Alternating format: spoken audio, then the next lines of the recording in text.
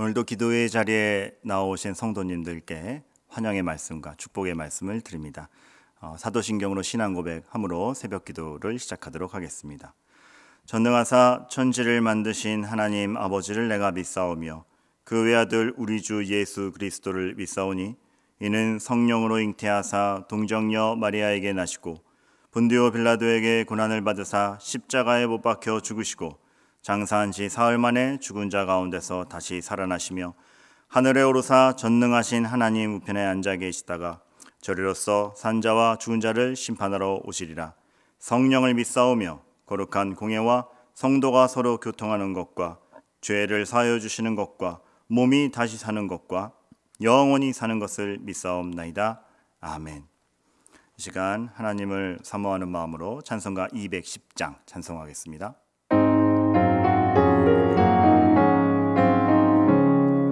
시온 성과 같은 교회 그의 영광 한없다.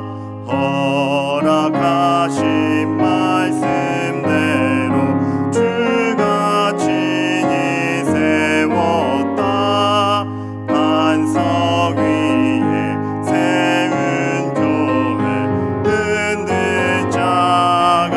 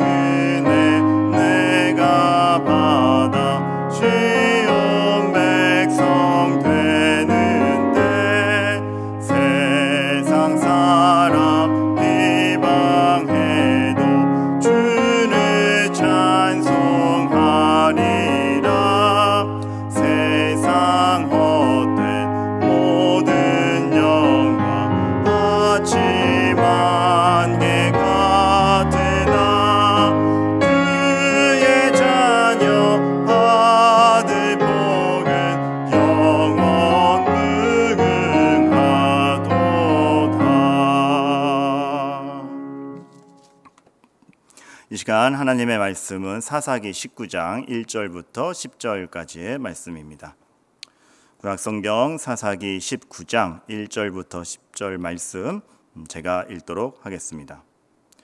이스라엘의 왕이 없을 그때에 에브라임 산지 구석에 거류하는 어떤 레위 사람이 유다 베들레헴에서 첩을 맞이하였더니 그 첩이 행음하고 남편을 떠나 유다 베들레헴 그의 아버지의 집에 돌아가서 거기서 넉 달 동안 지내매 그의 남편이 그 여자에게 다정하게 말하고 그를 데려오고자 하여 하인 한 사람과 나귀 2마리를 데리고 그에게로 가매 여자가 그를 인도하여 아버지의 집에 들어가니 그 여자의 아버지가 그를 보고 기뻐하니라.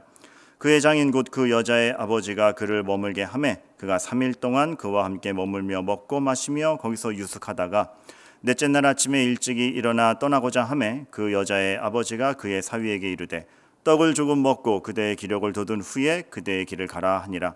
두 사람이 앉아서 함께 먹고 마시매 그 여자의 아버지가 그 사람에게 이르되 장하노니 이 밤을 여기서 유숙하여 그대의 마음을 즐겁게 하라 하니 그 사람이 일어나서 가고자 하되 그의 장인의 간청으로 거기서 다시 유숙하더니 다섯째 날 아침에 일찍이 일어나 떠나고자 하매 그 여자의 아버지가 이르되 청하노니 그대의 기력을 돋우고 해가 기울도록 머물라 하므로 두 사람이 함께 먹고 그 사람이 첩과 하인과 더불어 일어나 떠나고자 하매 그의 장인 곧 그 여자의 아버지가 그에게 이르되 보라 이제 날이 저물어 가니 청하건대 이 밤도 유숙하라. 보라 해가 기울었느니라.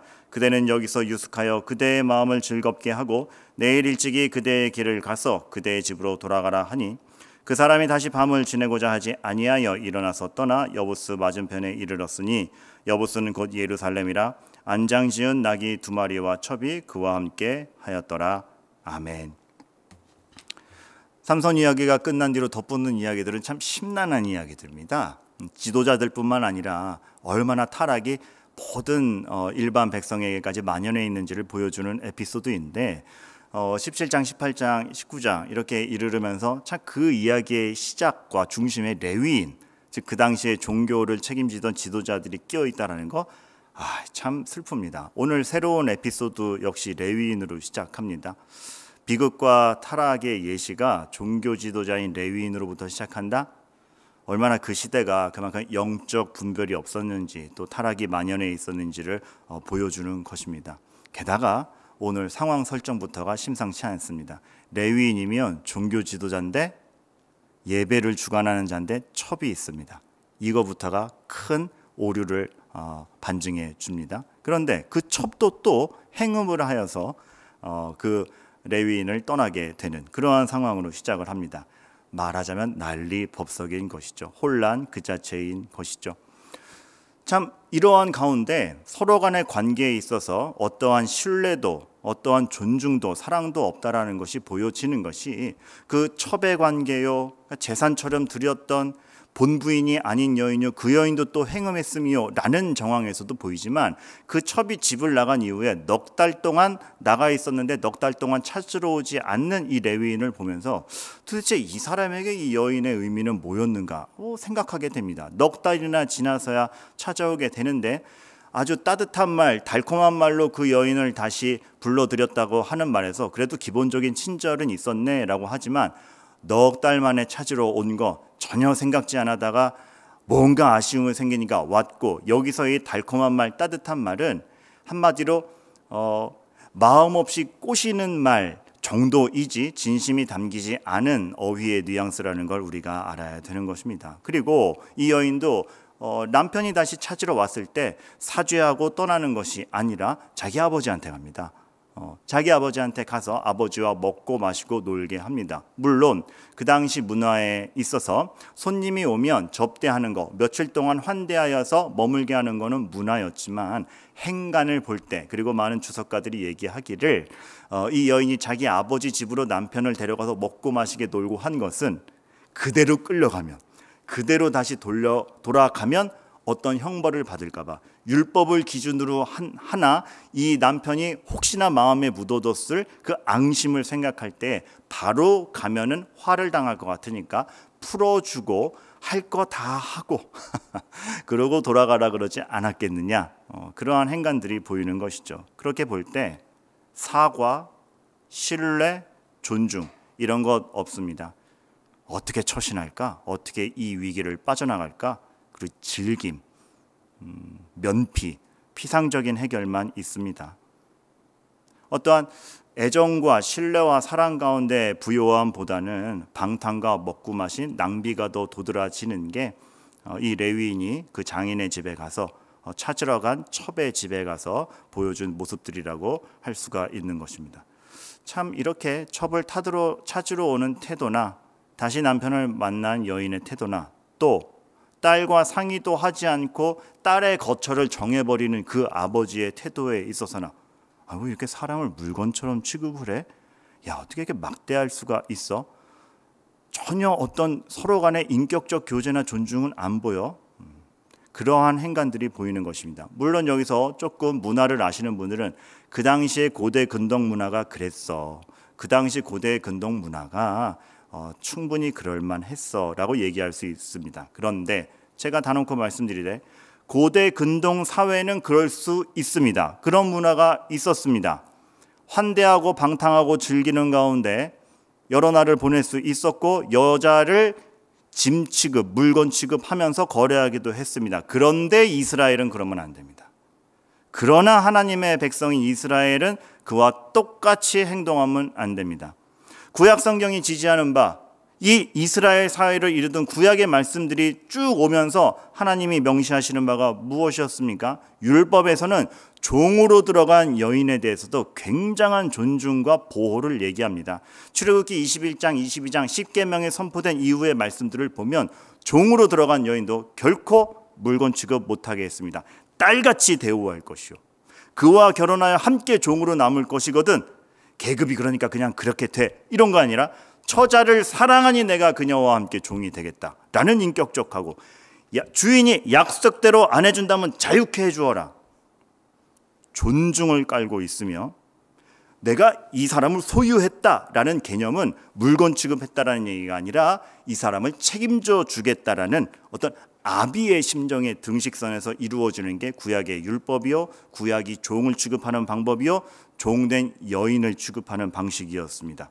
이런 것들을 할 때 구약에 하나님이 모든 율법을 통해서 세워가시는 것은 인격이요, 회복이요, 자유요, 사람과 사람 사이에서 정말 하나님의 형상으로 하나님의 백성으로 지어진 이들이 어떻게 더 하나님의 사람답게 되어가느냐에 초점을 맞추고 있는데, 그런 거에 비견한다면 첩을 둔다, 행음을 한다, 다시 찾으러 온 남편과 방탕한다, 그리고 물건처럼 다시 딸을 넘긴다, 있을 수 없는 일이고 옳은 처신이 아닙니다. 그 당시 문화에는 익숙할지 모르지만 하나님의 말씀에 얼마나 많이 벗어 있는지 알 수 있는 것입니다.